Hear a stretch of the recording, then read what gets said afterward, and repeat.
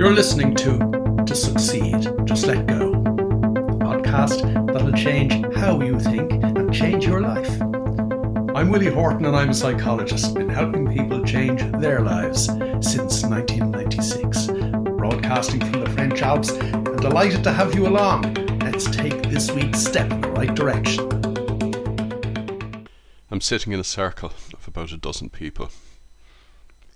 It's a leadership team of a production site in the pharmaceutical world. It's a few years ago, and we're sitting there exploring a particular subject close to everyone's heart. One of the guys in the circle says it's like putting on your trousers every morning. You have to do it. We were talking about meditation and the importance of meditation to the state of mind in which we go through each day, every day, and the way, ultimately, in which we live our lives. Meditation is the training that develops our ability to be mindful. The alternative to mindfulness is unthinkable, mindlessness. In fact, it actually is thinkable, because mindlessness comes from paying attention to the repetitive thoughts in our own heads. The thoughts that create the kind of behavior that make us our own worst enemy.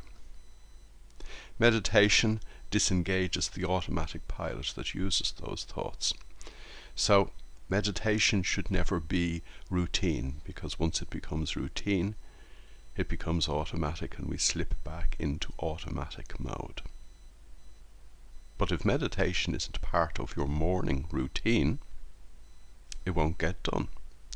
It needs to be as integrated a part of what you do every morning as putting your trousers on, brushing your teeth, showering, dressing. You wouldn't leave the house naked in the morning. And if you wouldn't leave the house physically unprepared for the day ahead, why in God's name would you leave the house mentally unprepared for the day ahead?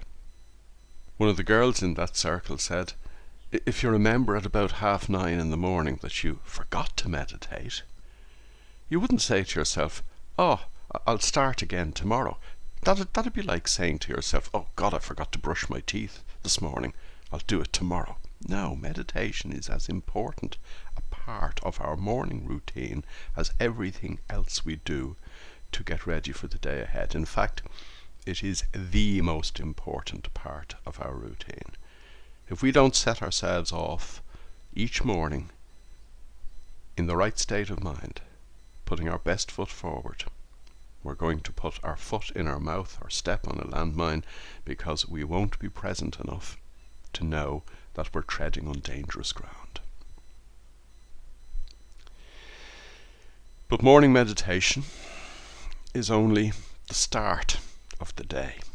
Morning meditation ensures, first and foremost, that we continue putting our best foot forward, so to speak, in developing the key parts of our brain. You must remember, people often say to me, I'm not seeing any progress in my meditation. And my answer always is, the progress that is actually taking place is invisible to the naked eye, because it's taking place in the little neural connections, axons, synapses, and neural pathways in the key parts of the brain that meditation is, every time we do it, gently restructuring, making these key parts of the brain not just fit for purpose, but enabling us to live our lives from a completely different experience of the moment and a completely different experience of who we actually are. So every morning when we meditate, we put our best foot forward on that journey of further enhancing the effectiveness of our brain's attentional spotlight, our ability to focus. What some in cognitive psychology call the central executive, the conductor of the orchestra, the part of our brain that manages all the other key components, in particular of what I would describe as the doing brain, the subcortical brain, to do just what we need to do to enable us get just where we want to go, or even better again, just where is best for us. You must remember that the brain's central executive, aka the attentional spotlight, is not used by adults who haven't developed their ability to pay attention to the present moment. That part of the brain switches off around the age of 13 so that we're free to go hunting for tonight's dinner. Always, always keeping our attentional spotlight in reserve should a lady or man-eating tiger leap from the bushes. That's the way our brain is designed. That is the way our brain has evolved. But when we meditate each morning, we take another step on our journey of personal evolution. Morning meditation doesn't just activate, engage, restructure and develop the brain's central executive. No. We know now over the last few years from neuroscience that meditation completely restructures the key components of the subcortical brain. Our sixth sense, so to speak. This is the neural correlate of our gut instinct. This is where you and I really reside. This is the seat of the real you. These parts of the brain normally play like instruments tuning up in the orchestra pit before a performance. You can't even begin to distinguish a melody because they're all dissonant.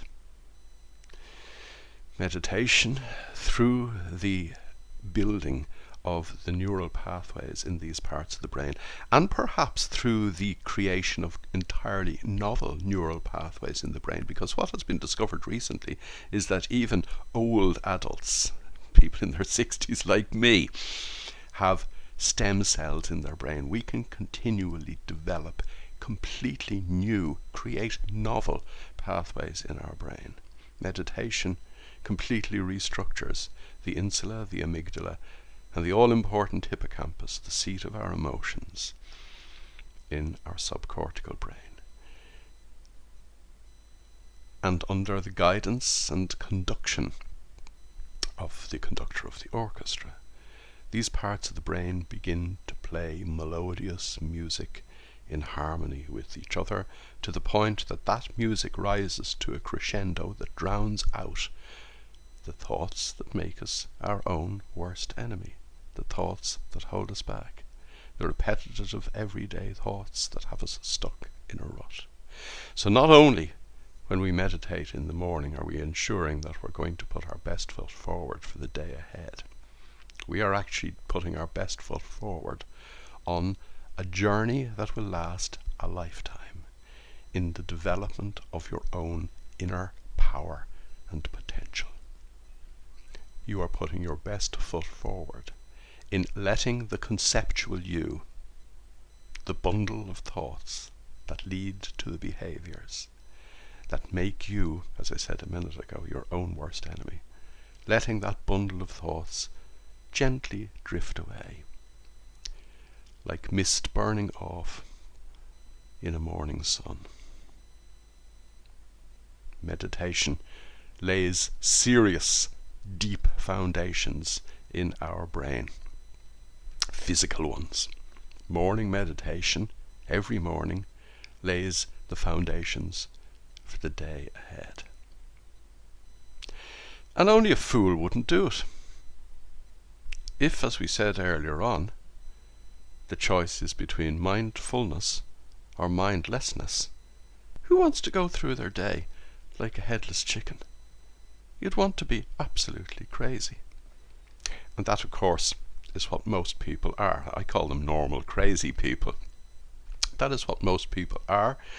They're content that way because they don't know they're normal and crazy. But you know, sitting here, listening to this, listening to the other episodes in this series, you know that you can change what's going on in your own head. Grab control of the levers of power in your own head and move your life in the direction you'd love it to go. Because, first of all, knowing that we're all normal crazy provides us with an enormous advantage. Now we're aware. We're aware of our own behavior.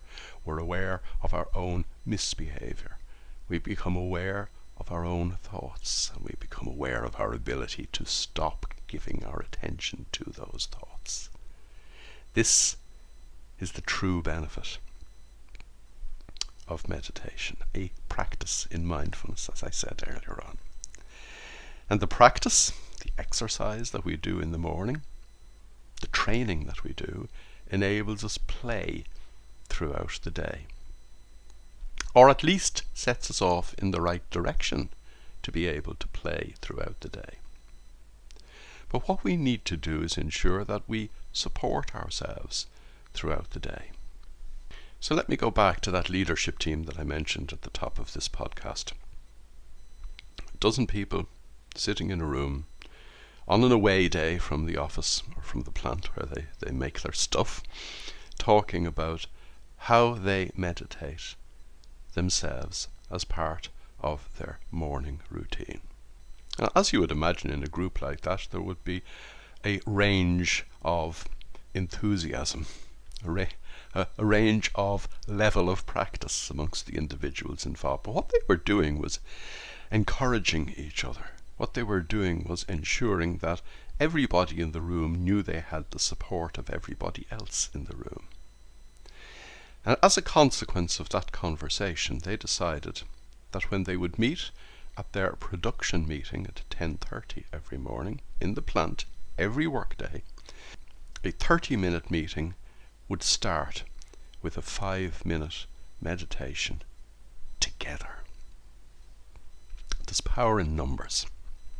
And I don't mean that just from the perspective of, the encouragement that I talked about a minute ago, or the psychological boost that doing something with someone else gives you. I'm talking about this right down at the base building blocks of who we are as human beings, all the way down to our super strings of energy. We all know for many, many years that if you put a load of grandfather clocks in a room, eventually all the pendula would be swinging to exactly the same rhythm because of the energy, because of the way in which all of the pendula ultimately synchronize with each other. That's a very old experiment that goes back donkey's years. But what we know now from quantum physics is that we are simply bundles of vibrating superstrings of energy. And my energy affects your energy. We all know this fundamentally. We know it in our gut. We know it when we're with somebody who has such low energy that he's stealing your energy from you, and you don't like it, and it doesn't feel right, and you feel sapped at the end of the encounter.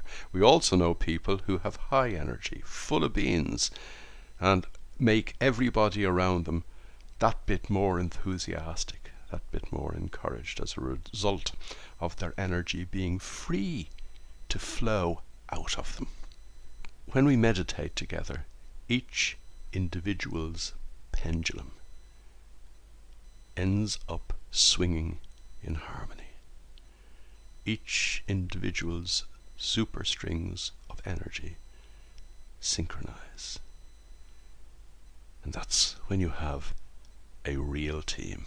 Not a group of individuals anymore, but a real team who together have heightened their energy to the point where the energy of the team is far greater than the sum of its parts. That's why I was talking to a husband and wife last Saturday morning. I've managed to get myself inveigled into doing what can only be described as some marriage counselling. And I started the conversation, it was our first session, I started the conversation by asking them, had they been meditating regularly? Both of them answered no, and I said to them, well, there's your problem. Because all misbehaviour comes from the thoughts that make us our own worst enemy. The thoughts that hold us back, the thoughts that block us from being there for the other person, whether it is a husband, wife, boyfriend, girlfriend, or teammate. Everything comes from our automatically paying attention to the thoughts in our own head that, and I'll repeat it again because it's a fact of life, that make us our own worst enemy. If you stop paying attention to those thoughts, first of all, you're present. If two people are present together, they are more powerful together than the sum of their parts. if two people are present with each other and for each other. They're going to have a completely different relationship than the one that they had when they were operating from the lunacy of their own thinking minds. When a team is meditating together, they are going to scale the heights of success. And I don't just mean business success. I mean success without the price that normal business people pay for their success. I'm talking about effortless success. Because they're all, I suppose, singing from the same hymn sheet, so to speak. But they're all singing in beautiful harmony. And they don't need to tell each other that they have their backs anymore, or that they can lean on each other, or they have each other's support. It's just part and parcel of being in the zone together. A team that is in flow is the only real team there is. So, what am I saying? One of the things that I would encourage you to consider is finding somebody with whom you can meditate. Or, if that isn't practical, finding someone who can encourage you in return for you encouraging them. Because the other thing this team of people did at that meeting that day was ensure that each of them buddied up with another member of the team. And they would have, and they still do have, buddy meetings once a week. So two people would get together and they'd talk about how they're getting on in the development of their mindfulness. They'd talk about their meditative practice. They would talk about what works for them and what doesn't work for them. They would encourage each other. Above all, they would hold each other's feet to the fire. They would keep each other on the straight and narrow. And every so often, they would change partners. They would switch buddies to keep the whole thing refreshed. Find yourself a meditation buddy. It's wonderful if that meditation buddy could be your boyfriend, girlfriend, husband or wife. Because I know for a fact, because I've seen it over the last 25 years, where both people in a personal relationship are into this together. They go much further, much deeper, much faster. And everybody around them is impacted by the fact that their energy is free to flow out from them, out into this world. So if you have parents meditating together, what an advantage that provides their children, which means you could actually even go a stage further. If you have children still at home with you, you should all meditate together. We used to do it when our kids were at home, and I know a couple of my kids still meditate regularly, and certainly many meditate when the need arises during the cut and thrust of the day. Now, there I've mentioned something different that I'm going to come back to in a moment, but before I do, let me elaborate even further on the power of more than one person meditating together. I remember many years ago stumbling across a piece of research, an actual experiment that was done in Washington, D.C. I think it was done in the 1980s, and it was a collaboration between the North American Transcendental Meditation Association, or whatever they're called, I'm not 100% sure, and the law enforcement authorities in the Washington, D.C. metropolitan area. They came up with this experiment, and the proposition was simple. The more people we can get to meditate in a convention center in Washington, the greater the drop there will be in violent crime. And violent crime was defined very precisely as homicide, GBH, and ABH. They were the measures they were using. The goal of the experiment was to get 4,000 people meditating together in a convention center. They never quite hit the 4,000 people over the period for which the experiment took place. But as the number of people in the convention center grew, the rate of violent crime in the metropolitan area of Washington, D.C. declined commensurately. The graph produced almost a perfect X, a direct relationship between meditation and the drop in violent crime. Why? Because you had people in a convention center who had brought their energy together to a level that it could flow out freely. I mentioned this to a client of mine in the States a couple of months ago, and he said, sure, there are loads of experiments like that. There's an experiment in Kentucky using exactly the same idea that reduced the number of auto accidents over the period the experiment was taking place. Is this, as a friend of mine in Tucson says, is this woo-woo? Is this some kind of voodoo stuff? No, this is quantum physics in action. This is my energy affecting your energy, affecting all energy. So therefore, even if only the 12 people in that leadership team, in that organization, are the only 12 people in the organization meditating, the cascade effect of that down the organization meant, and still means, that that organization, in that piece of that multinational, is the most high-performing piece of the organization. And relatively speaking, it's effortless. A couple of minutes ago I mentioned that one of my daughters would mini-meditate when the need arises. This girl works in a high-pressure job in one of France's leading financial institutions. It's an organization that really looks after its people. The people higher up in the organization get additional holidays every year commensurate with the level of stress they have in their job. So my daughter, I think, has 47 days annual leave a year. Now, the organization thinks it's a stressful job, but I would define it slightly differently. It's a high-pressure job because, as we know from previous conversations, there's no such thing as stress. Stress is one of those choices that we make. In fact, stress is actually something that we choose if we don't choose to be mindful and we decide to remain mindless, as we said at the beginning of this episode. Mini meditation is what it says on the tin.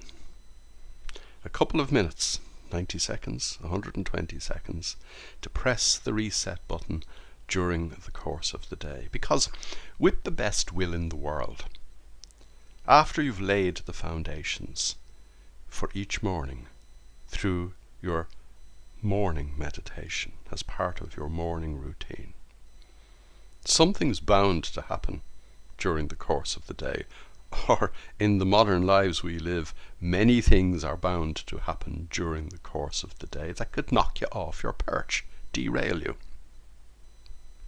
As one guy said to me a couple of years ago, he said, I did my morning meditation, I was cool, calm and collected, and I drove out onto the M25 around in the London area, and someone pulled out of one of the side lanes in front of me, nearly took the side off my car, and I got so angry with somebody I had never met before, didn't know and probably would never meet again. The madness of it all, and I had done my morning meditation. These things happen, and what we need to do is ensure that we press the reset button as quickly as possible. I was talking to a client a few days ago who told me that she'd had an awful day. I said, only a fool would have an awful day. She said, what do you mean? I said, why would you have an awful day when you could have an awful hour? Why would you have an awful hour when you could have an awful 15 minutes? Why would you have an awful 15 minutes when you could press the reset button 5 seconds into feeling that awful? We all have this ability to build on the foundation that our morning meditation provides us with. To press the reset button during the course of the day, recenter ourselves, and come back into the present moment, free and clear, with our energy freely available to flow outward from us into everything we do and into all the people whose lives we touch. What is a mini meditation? Well, it's a couple of deep breaths. Or one of my clients, a member of that group of 12 that I mentioned earlier on, if he was in the middle of a meeting and the meeting was getting a bit hot and he was getting a bit hot under the collar, he would rub the palm of his hand along the tabletop. I asked him what he was doing because he was explaining to the other group this worked for him, and he said, I'm getting in touch with reality. I have a client in the electrical generation business who describes that as earthing himself, getting rid of all the bad energy out of himself. The day provides us with all kinds of ways in which we can stop and press the reset button. You don't have to close your eyes. A couple of deep breaths in the company of other people, they won't notice that you're mini meditating, because the chances are they're one of the 96% of normal crazy people walking the face of the earth, so they're not even there. But there might be a little more there when your presence raises their boats. That is the power of being able to freely give your energy to other people. And if you are practicing this with somebody else, you now have a couple of people freely giving their energy out into the universe. What an impact that makes. It actually, as we said a few minutes ago, has an impact on violent crime. What an impact that would have on this world of ours at this crucial moment in time. But most importantly, right here, right now, today. What an impact it is having on the lives of anybody who practice what I am preaching. Probably shouldn't use that word. I'm not preaching at all. I'm just here to help you. I am here to enable you understand the importance of the choice that we have to make between mindfulness or mindlessness. I am here to ensure that you understand the importance of the choice, of that choice that needs to be made moment to moment. It's not a once-off choice. We're being bruised and battered by the nonsense created by the normal crazy people around us. We need to keep ourselves on our toes. We need to keep pressing the reset button. We need to keep weaving moments of mindfulness into the course of what would otherwise be a mindless day. And you know what? The more you weave mindfulness into your day, the more you end up with a beautifully woven tapestry of mindful moments that becomes days in flow. And when you flow, when you're in what the University of Chicago calls flow, your energy flows freely. And that is a completely different experience of life and a completely different experience of you. You've been listening to Succeed, Just Let Go. To get involved, join me in my Facebook group, strangely enough called To Succeed, Just Let Go. And for more information, visit www.willie-hort.com.